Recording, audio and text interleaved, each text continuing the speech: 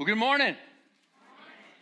Welcome to Connection Church. We're honored that you are here today. If today is your first time, we're honored whether you're here in the room or whether you're joining us online. We'd love for you just to do one thing for us. If you're here in the room, there's a card in the seat backs in front of you. If you'll take that card and fill it out at the end of service, you take it right to the back of the room where it says New Here. We've got a free gift for you. If you're joining us online for the first time, you can just text the word online to 706-979-2438. When you do that, we're going to donate $5 in your honor to an organization called A21 that helps fight human trafficking around the world. And so just by coming to church today and filling out that, you're making a difference around the world. And so today I want to talk to us just briefly about decisions. There's a difference between an event and a decision, right? Y'all understand the difference. Have you ever noticed that in society today, we have an addiction to being offended? Have y'all noticed that? If you haven't noticed that, just go scroll on social media, right? You can post anything. You can mean well. You can say something. Somebody can say something online. They can say something like a media personality can say something. They can mean well by it, but by the time it's out, man, somebody's offended. And they're up there singing that song, It's Too Late to Apologize song, right? And they're just like, they're going through it. Now, I've worked in ministry and in the church for a little over 17 years, and I found, it's ironic, but the church has a way of offending people, right? Have you ever noticed that? Like the church has a way, when people walk away sometimes, they leave church or they quit going to church and they just say, man, I just got offended. I just got offended there. Well, sometimes it might be warranted when someone gets offended. Sometimes, right? Because we do things, because we're humans. The church is run by humans, and we make mistakes, but sometimes it's not warranted.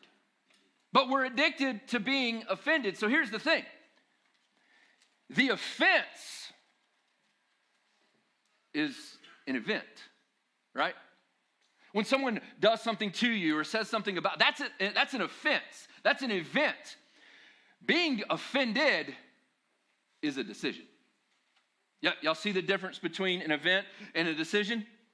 So when someone does something to me that I might have not liked, my response to that event, to the offense, is my decision. It's my choice. That's the difference. And so today, we're going to be in the Gospel of Luke, in Luke chapter 5. And before I read all the passages that we're going to get to, I just want to highlight one. And I want to talk about a decision that was made. A decision that was made. And it's in Luke 5, and it's verse 11. So if you have your Bibles, if you don't have your Bibles, that's okay. They'll be up on the screen for us. Luke 5, verse 11. And it says this: So they pulled their boats up on shore, left everything, and followed him. They pulled their boats up on shore, left everything, and followed him. Now, simple verse, right? Doesn't seem like much, just ho-hum. If we're reading that, if we're going through like a Bible reading plan, we get to Luke 5, we're probably just going to gloss right over that and not think much about it. But this decision, this one decision to follow Jesus, this is Peter, and we're gonna talk about this. This one decision for Peter to leave everything. Leave everything. He was a fisherman. Pulled his boat up on shore, left everything. And in my mind, what I'm thinking is that scene in Tommy Boy where they pull up at the airport in their beat up car, and the guy says, "You can't park here." And he says, "You keep it." And he throws the keys at him. That's what I'm thinking. Peter pulls everything up on shore, just leaves everything and follows him. But here's the difference. Here's the difference in them following Jesus and us following Jesus.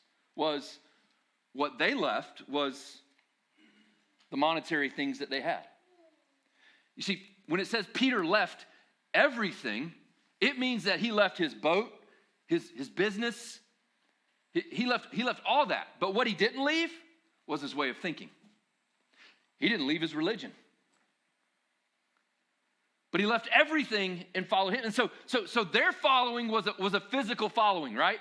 Like Jesus was there, the disciples followed him. He went there, they followed him. It's a physical following. So there's the difference between their following them in that moment and when we say we're going to follow, because it's a completely different thing for us to follow, isn't it?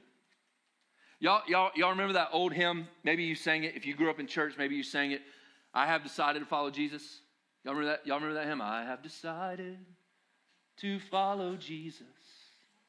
I have decided to follow Jesus. I have decided to follow. And then it comes to the end part and it goes, what? No turning back. No turning back. And then it goes to the second verse. Though none go with me, still I will follow. Though none go with me, still I will follow. And it goes to that end part and it gets, no turning back, no turning back. You see, singing that is one thing, right?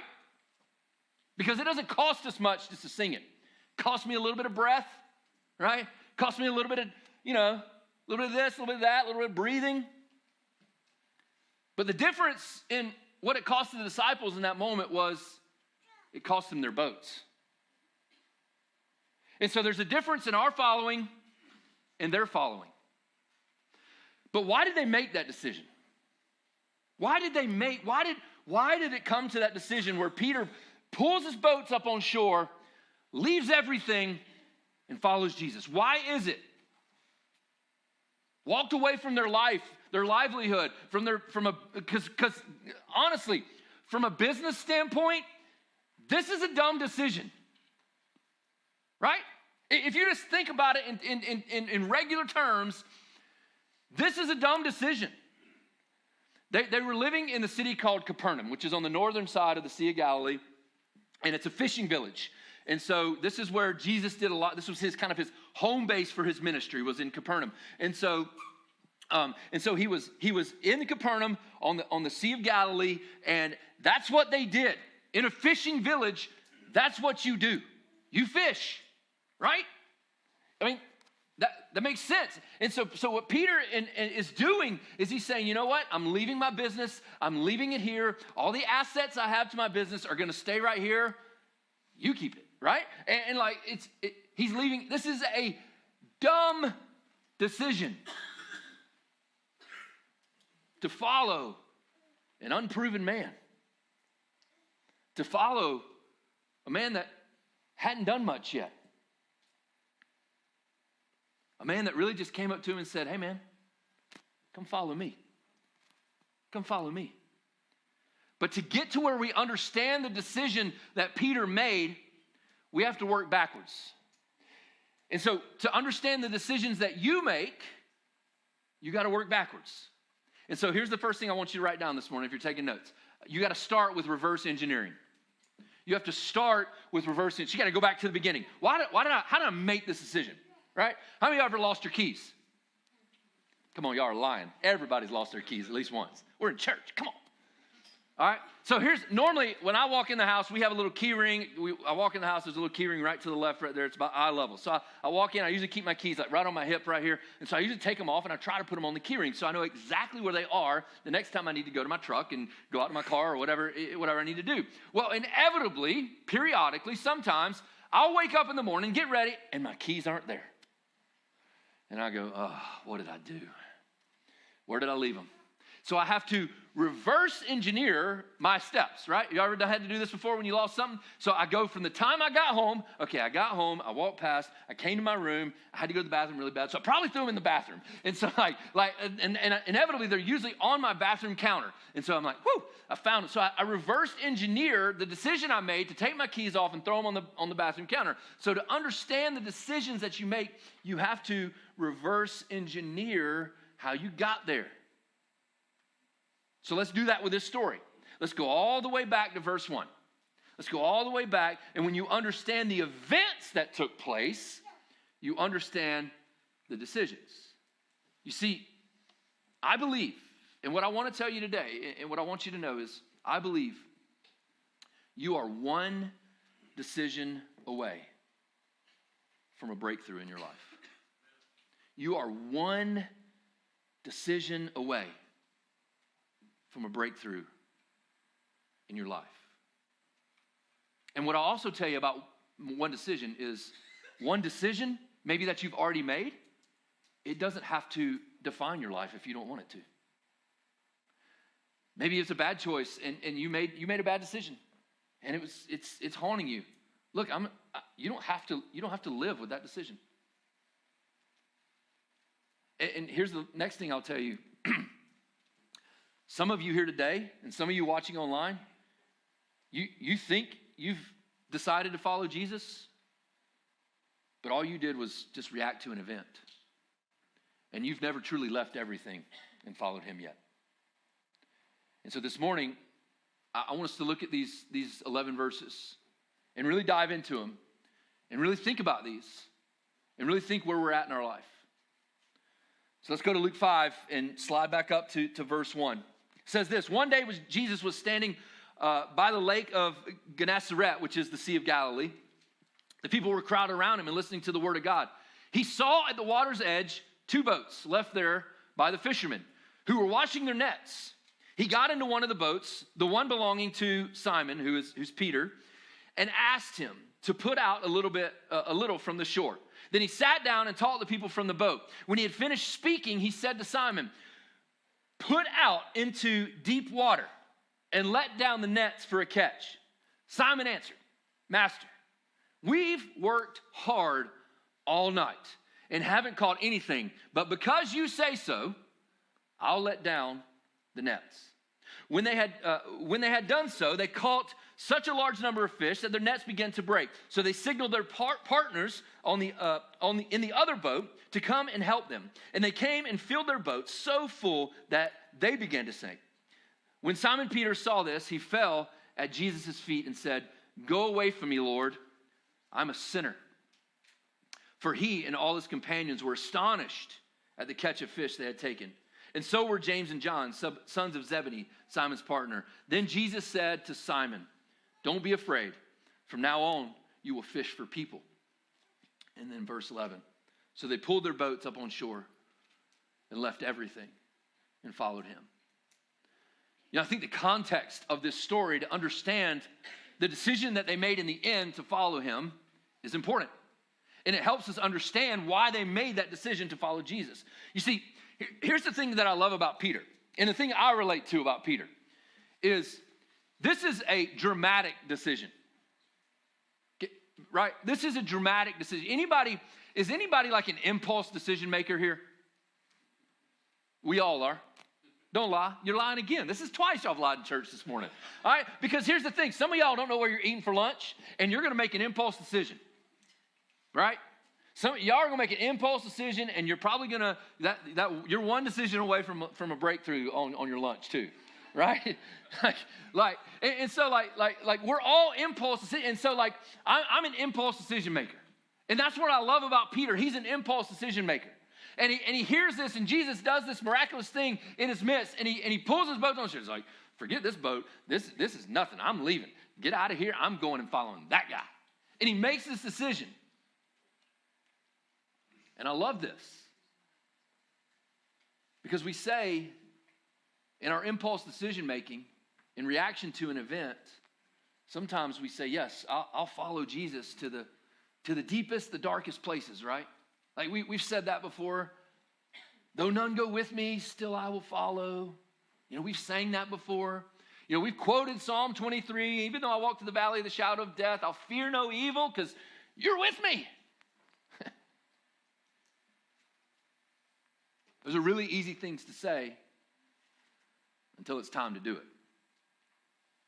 You see, we want the big things, right? But here's what I want you to know. Number 2 that I want you to write down this morning, what I want you to understand is you got to start with a small decision. Start with a small decision. Why do we always feel like we got to jump in the deep end?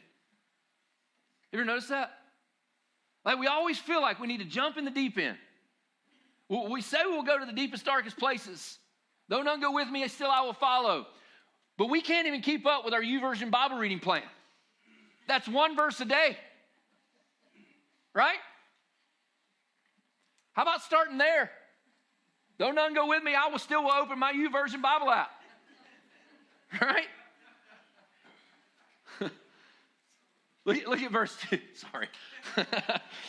Sorry. Look at verse 2. And I love this.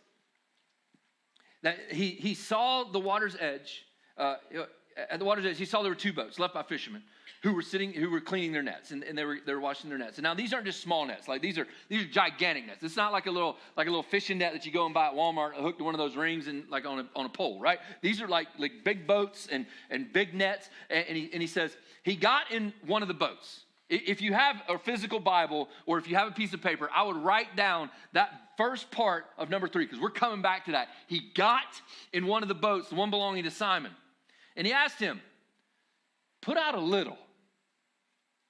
Notice he didn't say, "Hey, let's go out in the middle of the Sea of Galilee," because that's where the fish are biting. He just says, no. He says, "Put out just a little bit. Just a little bit. Don't try to do too much too soon. Put out just a little from the shore." And he said he sat down.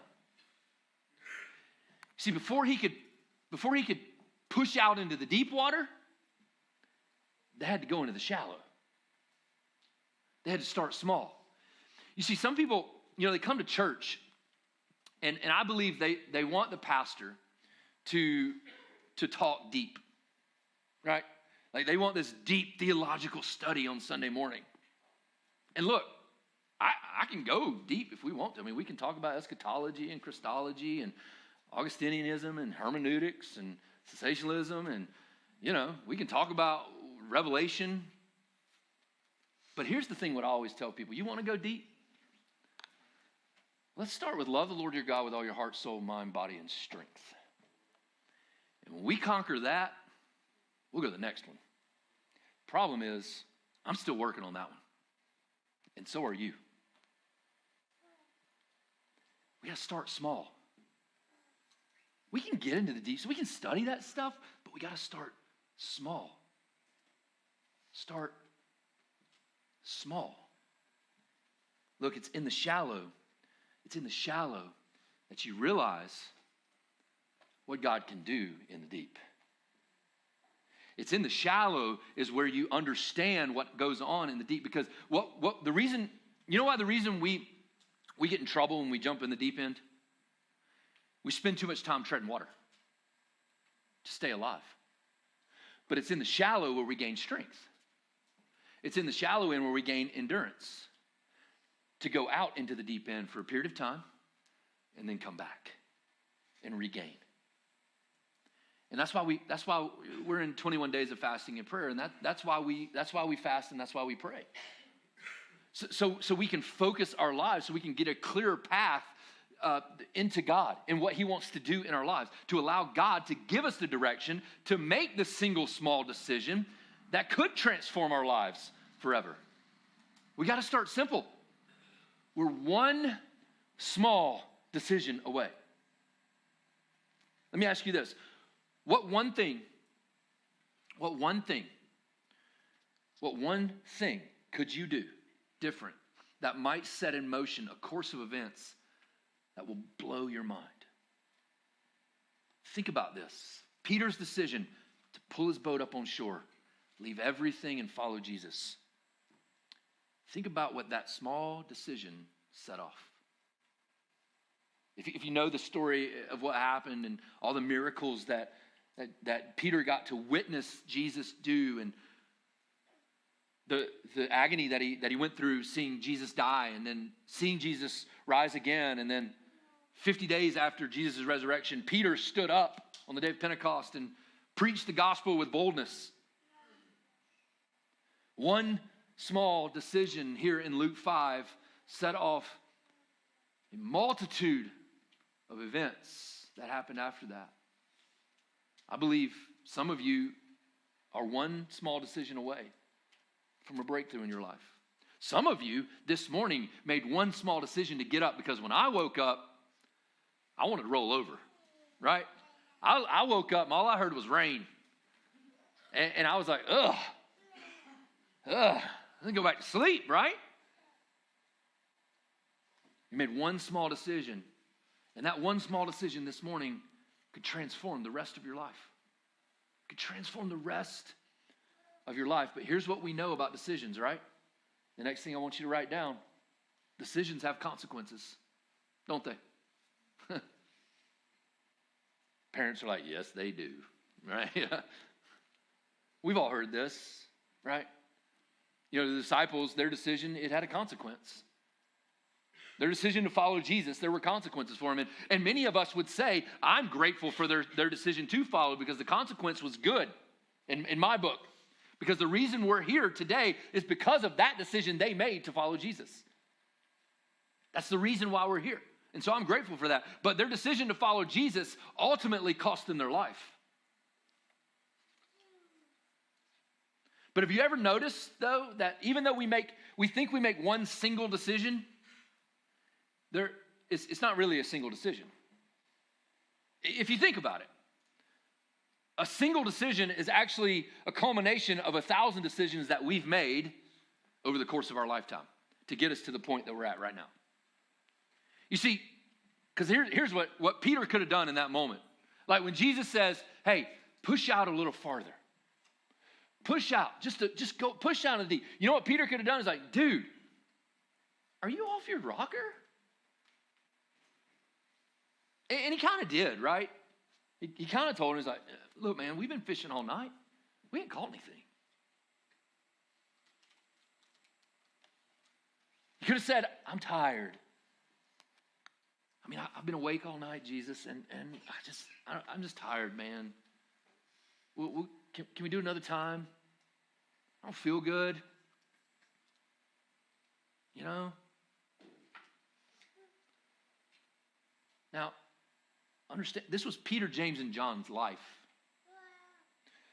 Jesus was a carpenter, remember? He made tables and chairs for a living. And so Peter, being the professional fisherman that he was, probably had a lot of right to look at Jesus and be like, bro, I know these waters better than you. I'm a professional. You don't know nothing about this. Go back to making your tables, man. But he didn't.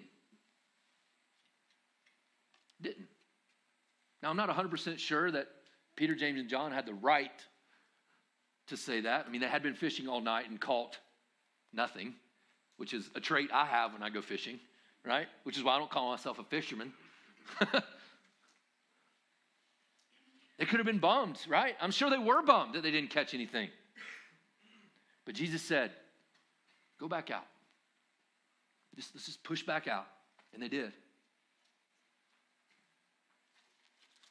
Let me ask you this.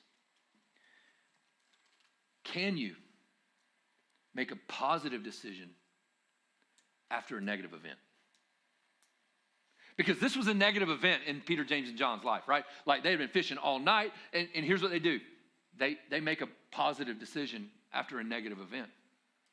And that decision to push back out had its consequences. I don't think they really knew when they pushed back out what their life was about to do. I don't think they understood what was about to happen. You see, we have to learn to do what God is calling us to do, no matter what temptation is thrown our way. Because the temptation is promised.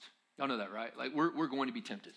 There's going to be things that come our way. There's going to be events that happen to us, and we're going to be tempted to react in the way that we don't want to react. You don't believe me? Just go drive down to Atlanta. I promise you there'll be temptation. There is every time I go. But see, when they obeyed, when they said, okay, we'll push back out, that's when they began to catch so much fish that their boat started to sink. And so the next thing, what I want to tell you this morning is you have the power to change your decisions. And that power is called the Holy Spirit. You have the power to change. If you're not a Christian and you're here today, the power is available to you to change your decision. You know, there's always a danger when I preach something like this, when we talk about things like this, there's always that danger that someone might hear this and is like, all right, I'm going to quit my job tomorrow. I'm walking into my boss's office and said, Jesus told me to quit my job. Make sure you say Jesus and not the pastor, okay? But that's probably not a good decision. Because if your mortgage is due on the 1st, your mortgage company is not going to take Jesus told me to do it as payment. I have a mortgage, and I can promise you that they're not going to take it. That's why we got to go back to a small decision. You see, because if we try to change the big decisions, it's really hard to change the big things in our life. We have to change the small. And you know what I've found about the small decisions and what I've seen about the small decisions is it's usually something God's already told me to do anyway. It's usually something that God's already told me to say, Mickey, you better do it. And I'm just being disobedient. I'm just not doing it. You see, the Holy Spirit inside you has given you the power to change your decisions. That's why one of my favorite things that I say around here, and y'all have heard me say it, some of y'all know it, some of y'all love it, some of y'all quote it. Jesus inside you is better than Jesus beside you. Because you have the power with the Holy Spirit inside you to change your decisions. You see, God's grace isn't for when we screw up, just for when we screw up. Y'all know that, right? Like it's not for when we mess up that we say, God, please forgive me. And, okay, thank you again for. No, it's so we don't go to those things. God's grace is available to us so we don't do the things that we shouldn't be doing. But here's what we do. We hear the truth, right? We hear the gospel. We hear concepts of the gospel. We hear how to walk with Jesus. We hear these things. And most of us already know these things because let's be honest. We've been in church a while. We've heard them before. And you know what we do? Jesus is telling us to do something, and we keep our nets in the boat. We keep our nets huddled right up to us. And we just say, I don't know. You know, I know we need community. I know I need good Christian community in my life, but I just don't think joining a group's good for me.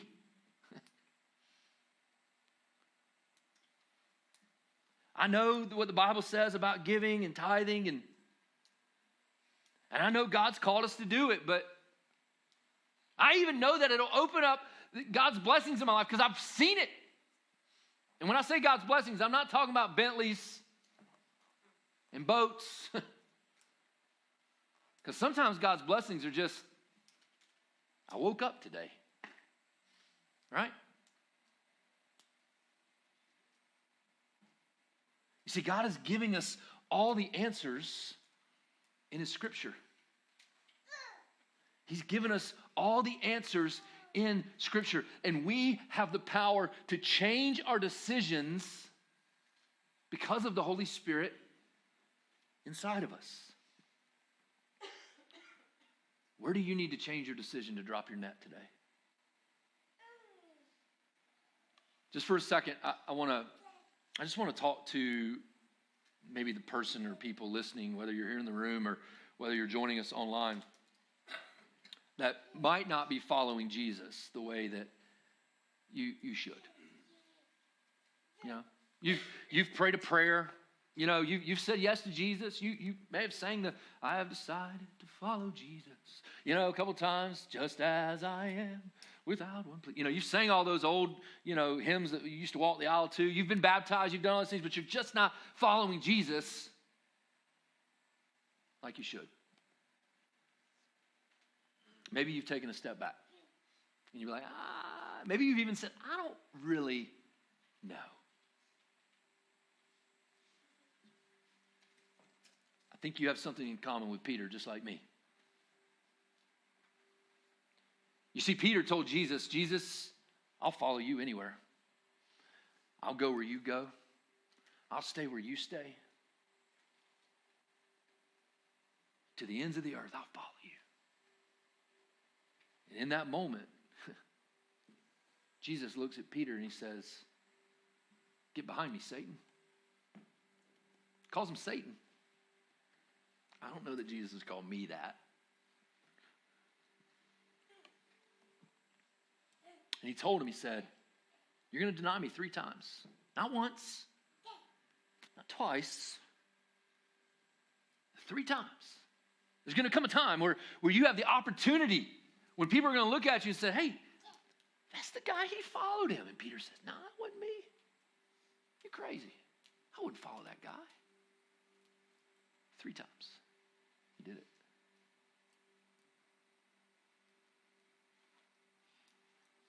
See, Peter followed Jesus until it was convenient. When it was convenient. And then when it became inconvenient, he said, I don't know him. That ain't me.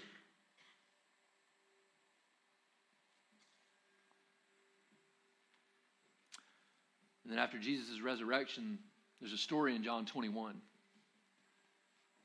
And if I have no way to prove this, I have no way to know this exactly, but I believe it was probably in the same exact spot where Jesus called Peter in Luke 5.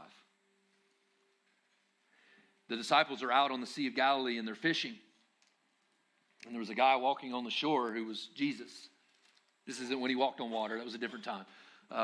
He's walking on the shore. He's walking on the sand right now.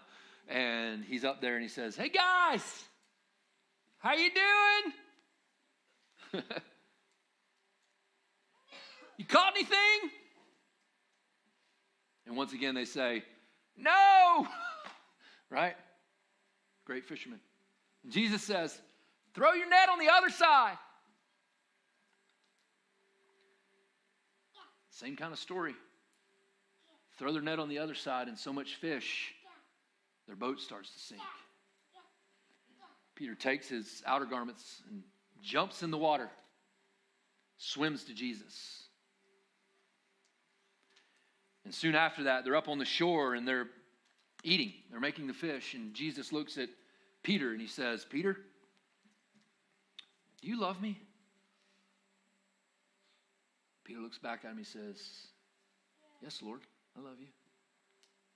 Jesus looks at him again and says, Peter, do you love me? And Peter looks back and says, yes, Lord, I love you. And Jesus one more time looks at Peter, not once, not twice, but 3 times. Says to Peter, Peter, do you love me? Yes, Lord, I love you. And I think Jesus looks Peter right in the eye and he says, maybe got down low, points and says, then go feed my sheep. You see, that was a moment when Peter was restored. When he came back into fellowship with the Lord. And maybe you've walked and you've taken steps away. But here's what I want you to know is, don't allow yesterday's decision to determine tomorrow's destiny. See, that day on the Sea of Galilee, the first day, when he called Peter in Luke 5, Jesus made a decision too. And it wasn't a decision that I think he's just like, oh, 2 boats. I'll get in this one. He strategically got into Simon's boat.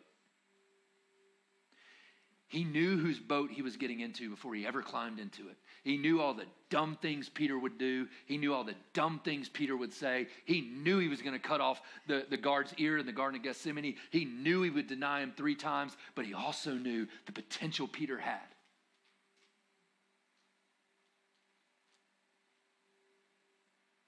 What I want you to know today is that Jesus got in your boat too. He knew all the dumb things you would do. He knew all the dumb things you would say. He knew all the dumb places you would go. And he still got in your boat, just like he did Peter's.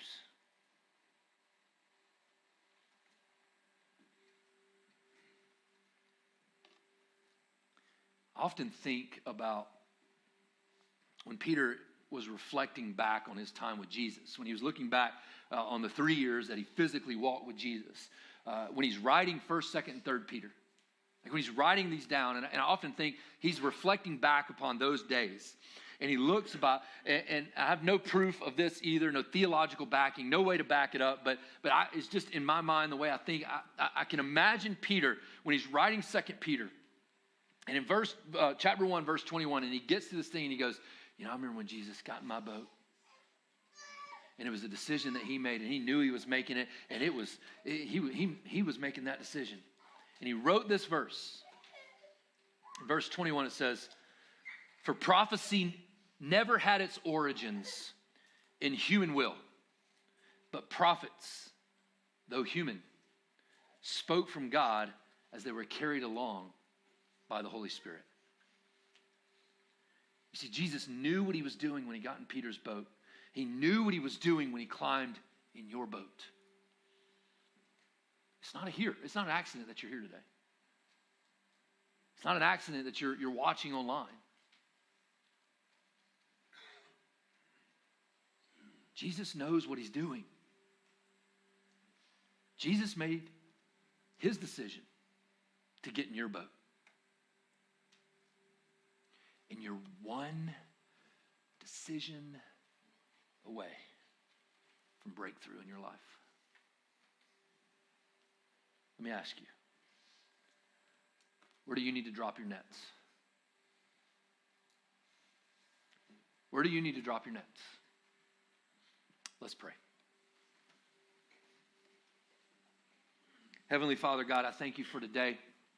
God, I thank you for this story, this call on Peter's life.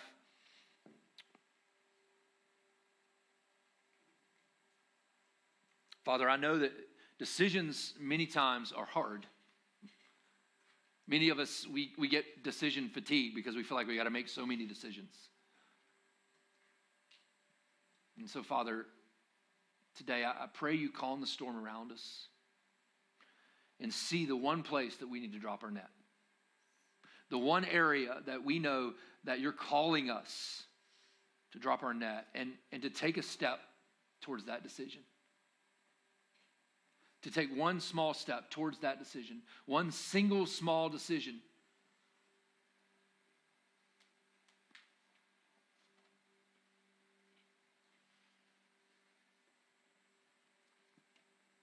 Father, I know there's many of us wrestling with this. Maybe we're wondering what that decision might be. Maybe we're thinking, I don't know my decision. And so, Father, I pray just in these moments that you reveal that to them.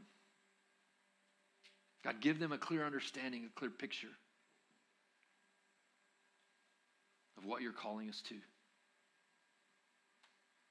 Maybe you're here today and you've never made the single decision to leave everything and follow him.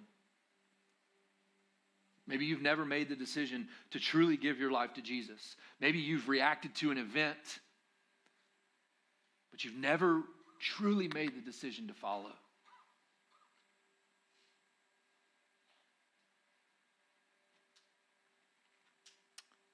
And if that's you, I want to walk you through briefly just what it means. And that we believe that Jesus died for our sins on Good Friday, and then on Easter Sunday, he rose again. And he conquered those sins.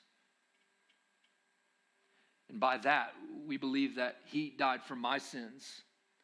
And so when we place our hope and our faith and our trust in Jesus and we say, I will follow you, Jesus, we're believing that what he did on the cross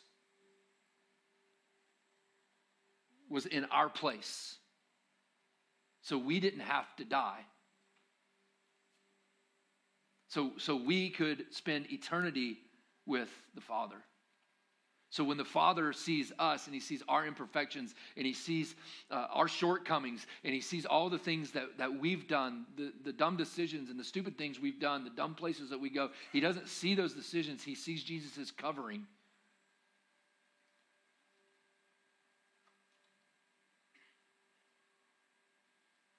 And so today, if you've never made the decision to truly believe that, to believe it in your heart, not just know it, but believe it.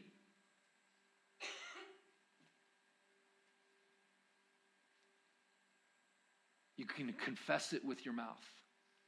And to confess it with your mouth, you just pray a prayer of confession. Now, this prayer that you're praying doesn't save you. It's the changing of your heart is what saves you, and knowing that Jesus is your Savior. But you pray a prayer and you say, God, thank you for sending your Son to die in my place. Thank you for sending him to the cross so I can be reconciled to you, Father. God, I believe Jesus did those things for me. I believe Jesus would have done those things for me had I been the only person alive. And so, Father, I believe that you are my Savior, that you died for my sins, and you rose again to defeat those sins.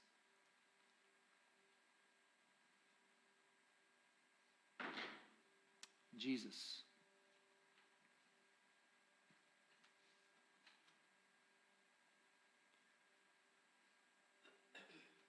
heal our hearts. God, may we follow you.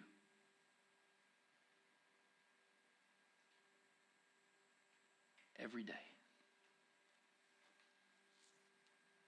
Jesus, be with us. God, we love you and we thank you. It's in your name. Amen.